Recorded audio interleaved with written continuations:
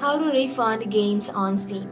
Hello everybody and welcome back to our channel. So in this video, I'll show you how to exactly refund a game on Steam. For that, first of all, you want to go ahead and open your browser and then in the search bar, search for steam.com. Once you search for it, go ahead and log in to your account.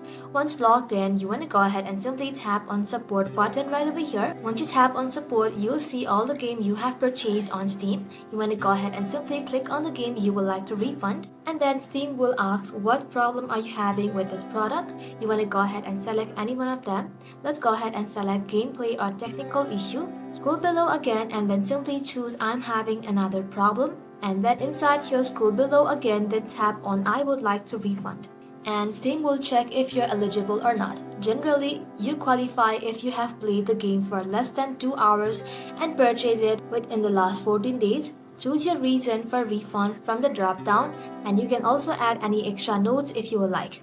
And after you have done, finally click on submit request, and if your request get approved, your refund will be processed usually within a few days, and the money will go back to your original payment method or to your Steam wallet. And that's it guys. Thank you all for watching the video till the very end, and stay tuned until our next upload.